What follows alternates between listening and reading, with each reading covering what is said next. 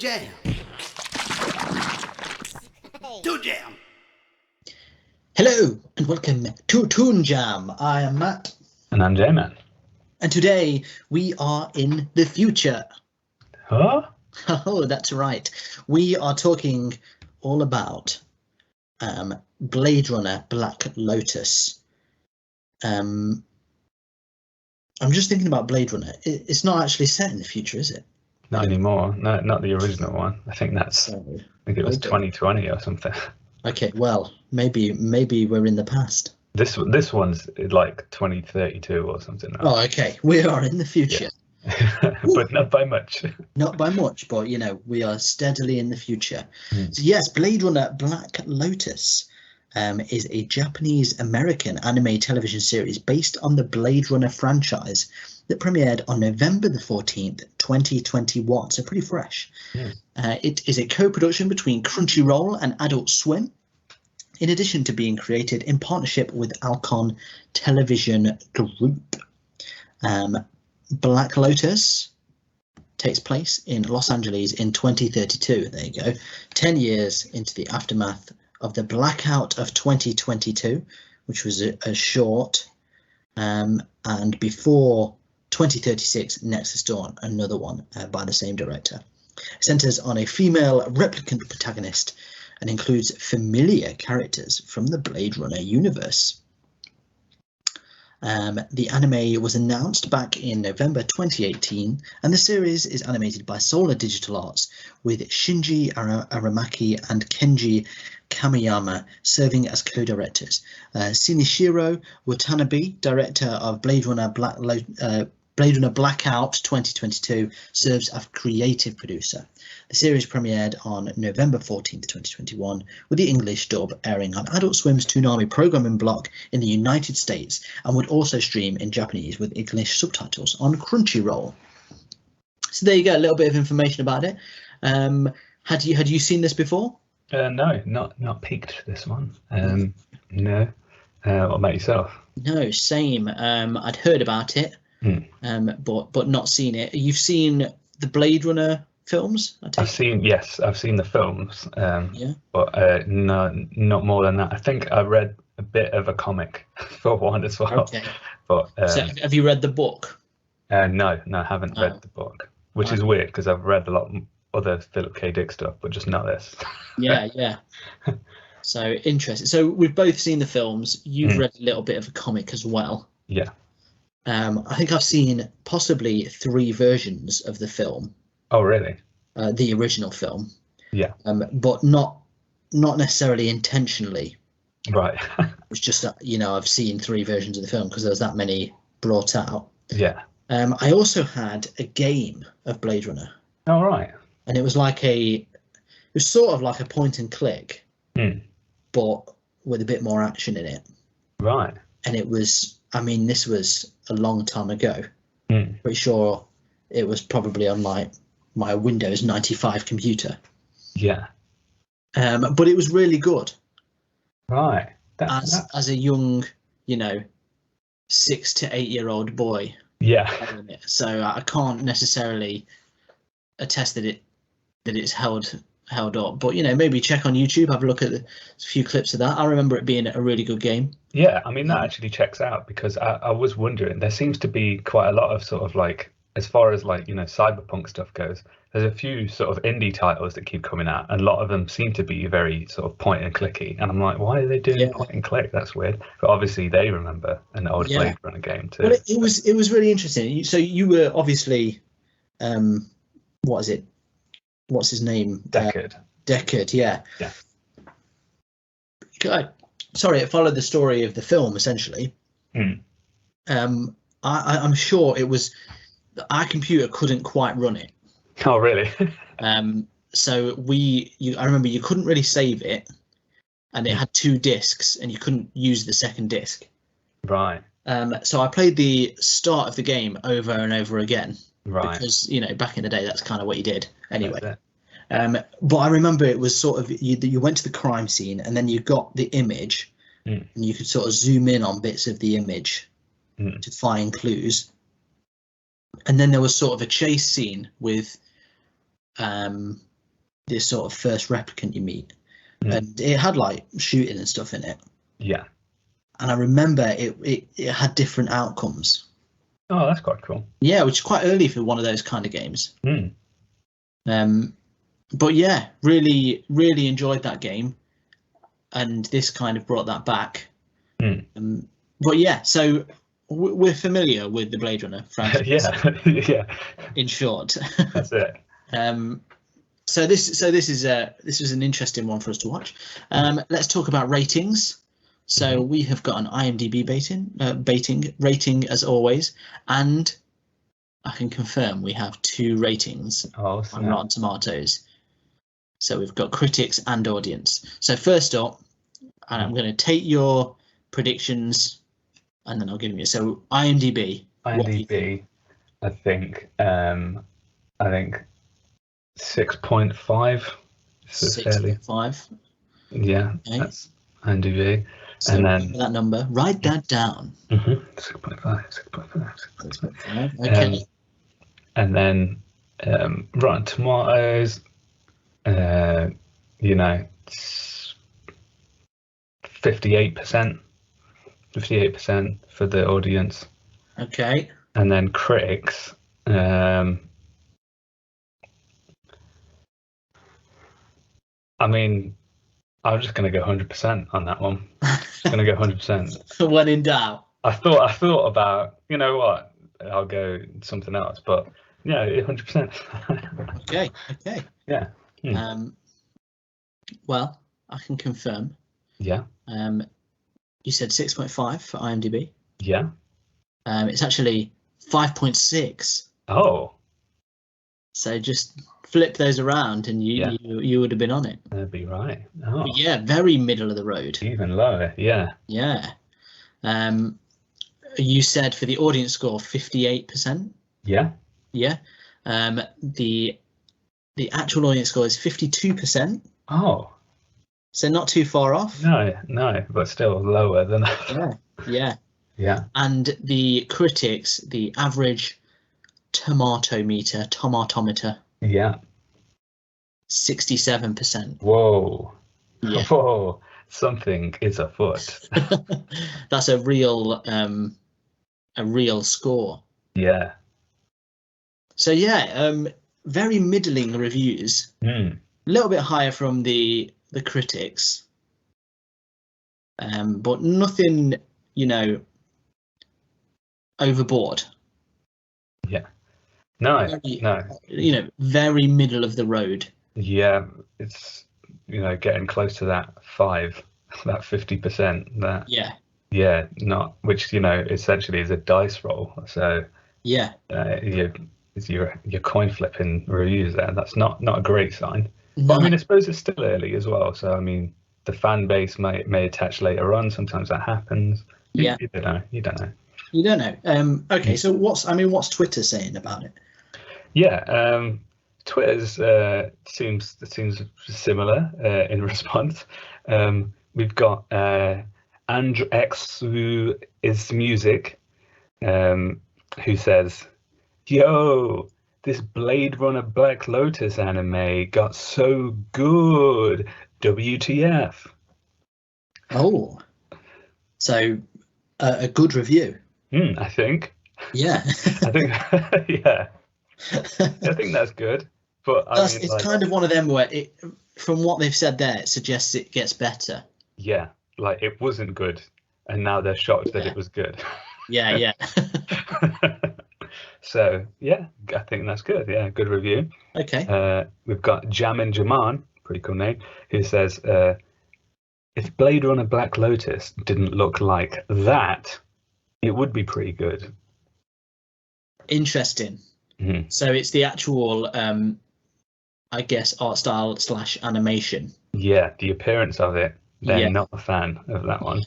Which I think we will touch on that in a bit. Yeah, definitely. Certainly. Because that is a good point.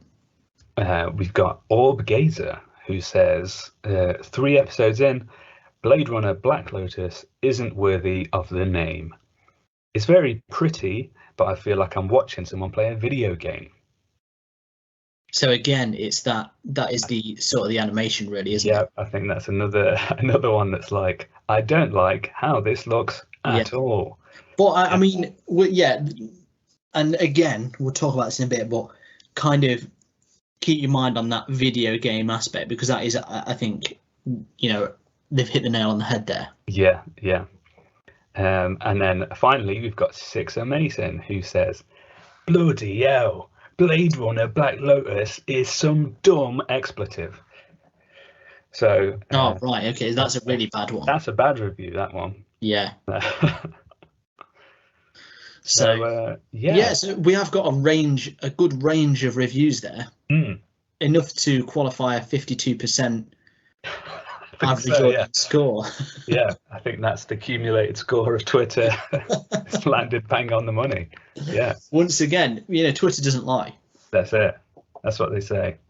Okay, well, let's talk about it then. Let's talk about those.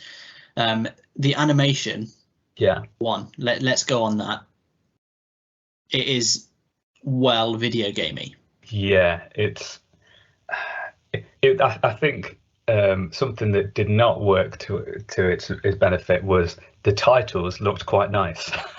Yeah. I think they really played themselves off. They did like the opposite of anyone smart enough to make something CGI and use hand animated stuff to kind of offset it. They did the reverse in the fact that there was a scene in the titles that like zoomed into an eye, and it was like, oh, this looks pretty good. And then it started the show with the same shot, and you were like, what happened? Immediately, like, oh, like, huh?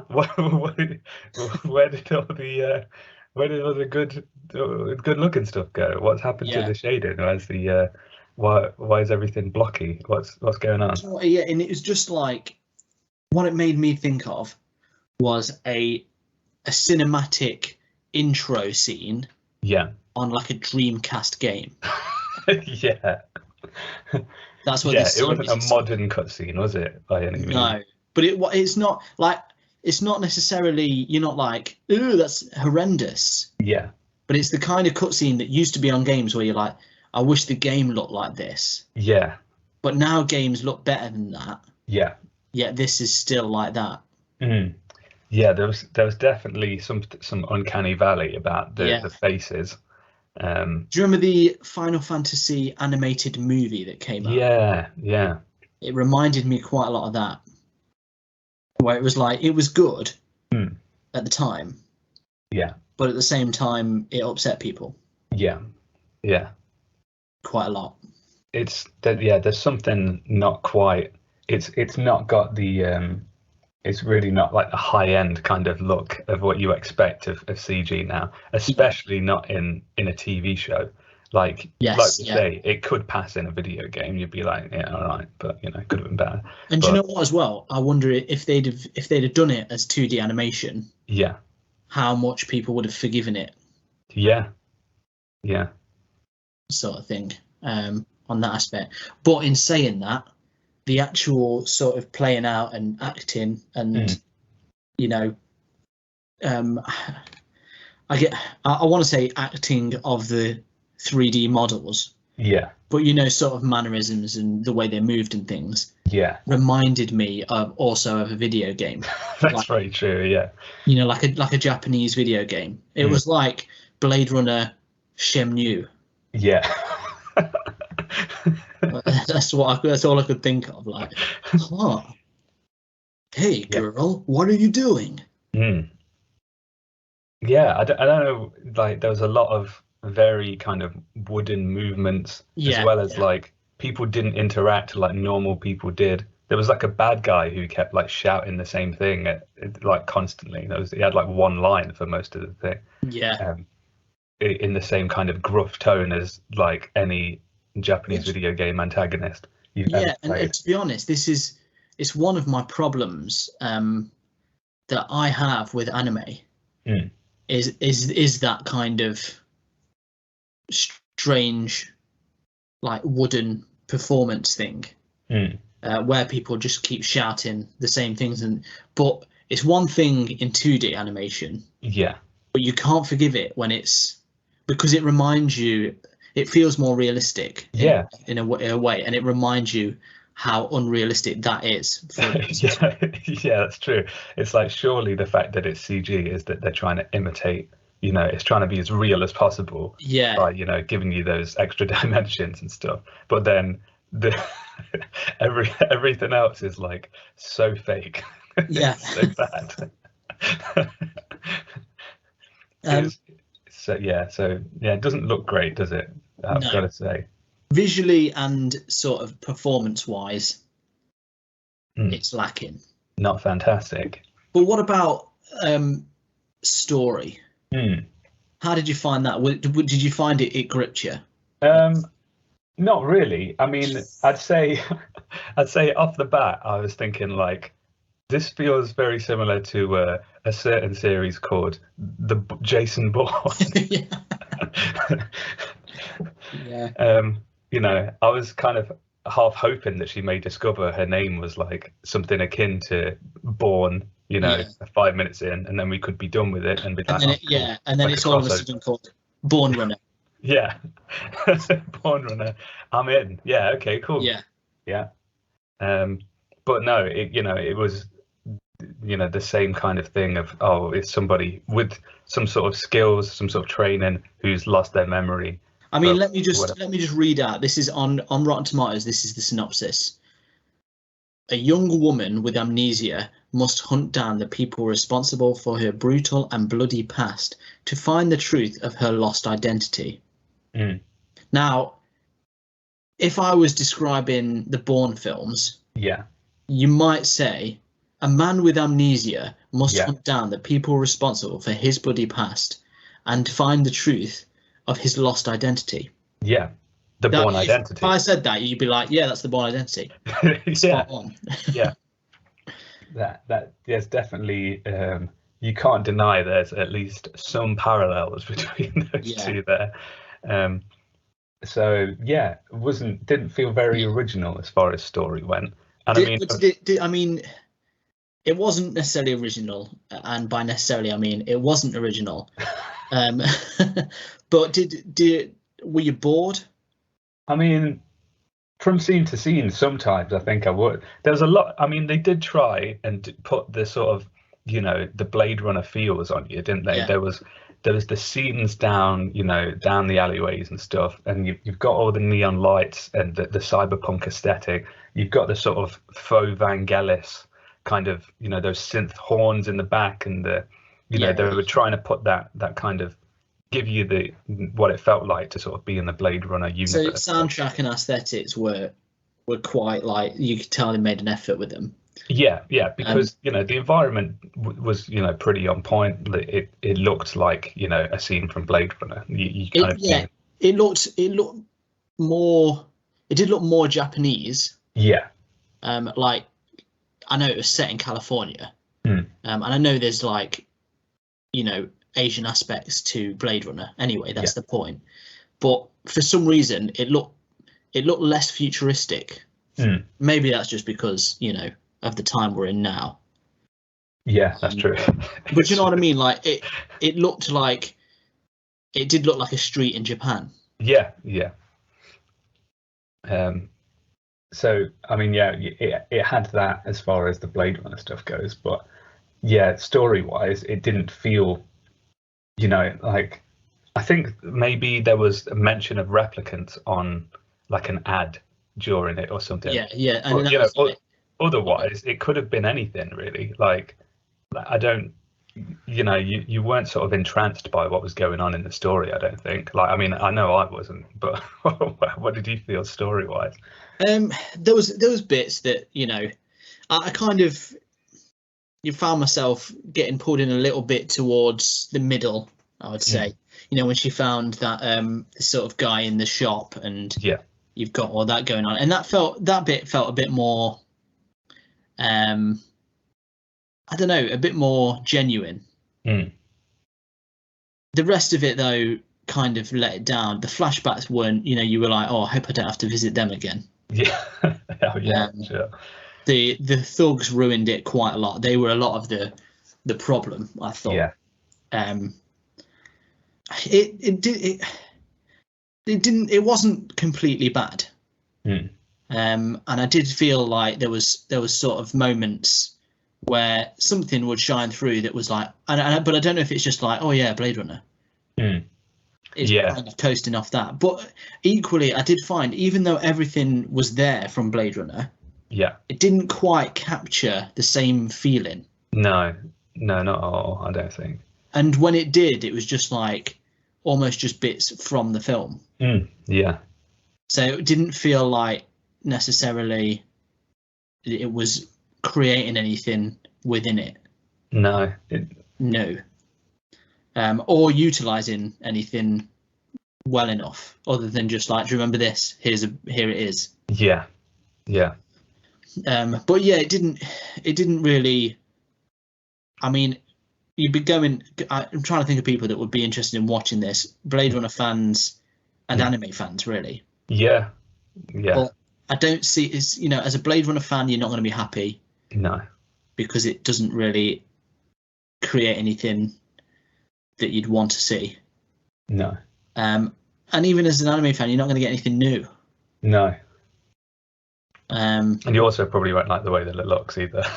No, and it's such a big problem. It is like easily the biggest problem with it is how, especially when you watch like, you watch some of the newer stuff that they make with like, say, look at like the Star Wars Visions. So many different styles, and any anthology series or any anime really. Modern styles where it looks really good. And even if you don't like the episode, you're like, well, it looks nice. This was not that at all. And I think any interactions that they were trying to have were spoiled by the fact that like everyone looked like they had Botox. That just not enough. It was like maybe if this was made like 5 years after Cubics. It's funny. Like I was thinking, like this does like there's something about it that makes Cubics, like the Cubics characters, like like Jimmy Neutron was like. It's like this was like when Jimmy Neutron grew up. This would be like the next leap in animation. But they were they're like what 20 years ago now. Like why? I don't understand why it looks that bad. Like no. I'm puzzled as to how it ended up looking like this, really. And what's weird is every now and again, it kind of looks all right. I think they use the lighting to hide it. There's scenes that are entirely in like one color or whatever, or they use like the neon stuff, and that kind of like overcompensates for the fact that like everything looks bad. I think. Because I was thinking like, oh yeah, this bit looks pretty good, but it's like, oh yeah, it's only red. So I wonder sometimes as well that the environments look all right. But then they don't. Then it moves, and you're like, oh no. And you can't help but wonder if that's actually, this is how it was supposed to look, because they still wanted it to look like an animation. And it just didn't quite pan out for them. No, I mean, maybe some people enjoy that like old early 2000s game kind of appearance, but I can't say I'm a fan, to be honest. So not good on that. And I think I really do think if they shot this all in live action and done it like say Altered Carbon or whatever, done it sort of like a new take with all the effects and everything, I still don't think this episode would have been very exciting. Because we basically see a girl arrive into the city from the back of a truck, wander down a few alleys, make a few enemies, sit with a guy and talk to him about like how to get into this camera thing or whatever she's got that you don't really see, fight some people, and then that's pretty much the end of the episode. And I've got to say, it ends so abruptly. I exclaimed the word "what" out loud. You could tell they felt like they'd done something that you just didn't have. Like they felt like oh boy, this is going to be a good place to hook you, and then it's like some guy asleep. It's like who you didn't see. It's literally they introduce a sleeping man. That you've never seen. Doesn't look like anyone from Blade Runner. So Yeah. I mean, maybe it's someone that's supposed to be a character, Yeah. but you just kind of like, Yeah. oh, Yeah, and it's like I swear she's like in the middle of doing something, like she's about to like close the door or something, and then it just like cuts off, and you're like, what's going on? Hey? yeah, it's a weird one. Mm. Okay, well, I mean, before we rip into it anymore, shall we move on to our reviews? Hey gamers, look out! Coming to a Sega Dreamcast near you, it's Blade Runner Shenmue! Huh. I seem to have forgotten everything. You've got horrible amnesia, but it's time to do your daily duties. Make sure you wake up, turn off your alarm clock. Beep, beep, beep, beep, beep, beep. Time Turned to off. get up. Make sure to feed the cat. Hey, kitty. Here's some milk. Tell your elderly parent that you're going outside. I've got to go out now. Well, you get back before it's too late, or I'll scold you again. Press X to stop being scolded. Oh, It's time to make your way to the arcade. Walk down the alleyway. I'm walking down the alleyway. Huh. Watch out. Someone's here, and they look like they know you. But do you know them? Hey, replicant! Put your fists up! I'm ready for a fight! Time to press X, press Y, press B, press B, press Y, press X. You've evaded their attack. You won't be trying that again in a hurry. Now tell me about my past. Press Y to make him remember. Oh, I can't tell you! Looks like he's got amnesia too. Blade Runner Shenmue, coming to your Dreamcast. Sega. So here at Toon Jam, we have a 3-point rating system that goes as follows. Thumbs up, the Shenmue series. Just can't get enough. Thumbs down, modern day Dreamcast animations. It was good at the time, but you know, it's 2022. And shaky middle, the fact that there's no new Dreamcast. Kind of upsetting, but you know, would you buy it? That's true. We just don't know. In the middle on that one. So good, bad, on the fence. Just to clarify, I loved my Dreamcast. Just a second. I never had one, but I was really jealous of my friend who did. So okay, cool. So that's clarified. So let's talk about Blade Runner, Black Lotus. Oh yes, Blade Runner Black Lotus. Yeah, so like I said, titles, really enjoyed the titles. I thought they were great. I mean, the song, not particularly up my street, but I think it fit with what was going on. It looked really good. You know, it had elements of Blade Runner, elements of something else going on. Really great. Yeah, I quite enjoyed that. Unfortunately, that's when the show starts after that. And can't really say the same about the actual content of the show. Very reminiscent of the Bourne series. I mean, poor Greengrass and co. probably gonna sue somebody later down the line. Yeah, but let's be honest, that was all just 13 anyway. Yeah, exactly. I mean, come on. I mean, if they'd have gone with that cell-shaded type animation, we'd have we'd have all been happy. But if this was a series of 13, yeah, that didn't star Stephen Dorff. Yeah. And Chris O'Donnell or whatever, then you know. Yeah, then we'd be happy. Well, yeah, that's what we're asking for. Yeah, it really doesn't look great. Like I don't think you have to have seen much modern CG to realize, in comparison, this is definitely at the bottom of the barrel. You know, it's like the characters move weird, their faces are not right to some degree.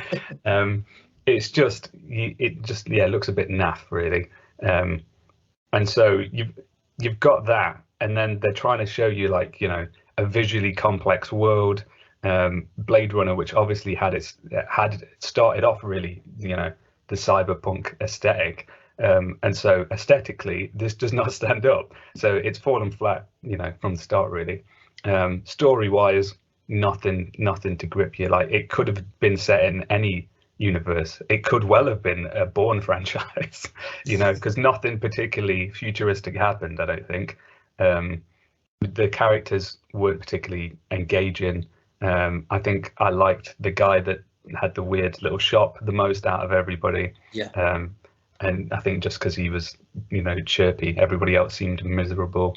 Yeah, there wasn't really much that I enjoyed throughout it, to be honest. And I'm glad that it was, only 20 plus minutes. I don't think I'll be watching more, even though I do like the, what Blade Runner I've seen so far. So for me, I think that means it's going to be a thumbs down. Ooh, oosh, there you go. That is the first thumbs down of 2022. Here it is. But is it a complete? Mm-hmm. It's safe to say that there's not much going for this show. There were moments that I did sort of enjoy a bit more, like say the guy that owns the shop. Was it Doc Badger or something like that? Yeah. Really stupid name, but those bits, basically the bits in the shop were the bits that I liked. Yeah. And I think he felt a bit more like a genuine character, which everyone else was just moving wood. But that being said, like I say, it added nothing to anything really. Like it could have been any franchise. It could have been any. It didn't need to be Blade Runner. They just basically nicked a few backgrounds for it. Yeah. And it's all. I can see what they were saying sort of early on. Like, doesn't deserve the name. Like I always think statements like that are a bit like, all right, chill out. But at the same time, it's kind of coasting off it. And it does feel a bit like, don't know, just a bit annoying that they did it. Like it's not really. I want to say it's not fair. I'm sure there's other people that want to make a Blade Runner thing, and they've just tacked this on. I mean, it doesn't really, like the whole samurai sword fight as well. Just seems a bit weird. It just didn't feel. It didn't feel like Blade Runner. It felt like a anime Born. Just didn't like sit well, and it didn't really interest, with poor animation, and a few nicked bits from Blade Runner. So yeah, I too am going to be a thumbs down. Double thumbs down. There you go. Welcome to 2022. It's just as bad as all the others. Oh boy, and we should have known. Yeah. But there you go. And I must say as well, just to sort of quickly hit on it, the cyberpunk genre is currently taking quite a hit, isn't it? Oh yeah. I mean, there's been a few things that have just really let it down. Yeah, I mean, this is definitely a notable part of that. For saying it's Blade Runner as well. I know, it's annoying. Yeah. I can see why people are upset by it. Yeah, and obviously the game of its namesake, still not fully repaired, I don't think, as last time I checked. So. Like, it seems weird when they advertise the game every now and again. You think, like, what? Is it done yet? Yeah, have you finished it? Oh no, it's still not ready. So yeah, I wonder if rule of threes. If we need one more big hit, and Cyberpunk might just be banned. Yeah, game over. Yeah, Cyberpunk altogether. They might be like, no, we're not doing that anymore. No, we're done. Yeah, it's a memory. It's ruined. Yeah. Okay, well, I mean, what did you think at home? Maybe you disagreed with us. Maybe you really liked it and we missed something, and you'd like to let us know. Well, you can do so on the three Dreamcast animations of the internet, Facebook, Instagram, and Twitter at ToonJamPod. If you enjoyed today's episode, please feel free to rate and review us on whatever you listen to. It really helps us out. And if you'd like to catch some old episodes, you can do so over on YouTube at ToonJamPod as well. We also have a Patreon page for extra bonus episodes, and we even have a merchandise stores where you can get some hilarious Toon Jam themed goodies, and that's bit.ly/Toon Jam shop. Otherwise, thank you again for joining us. I really do hope you enjoyed today's, and hopefully there'll be many more good ones in the future. So until then, you stay jammy. Hey everyone, thank you for listening. If you want to help the show keep going, you can be extra jammy by heading over to our Patreon page at patreon.com/toonjampod. Here you can get a shout out on the show or unlock bonus episodes. Ratings and reviews anywhere you listen to the podcast also really help us out. So thank you, and stay jammy.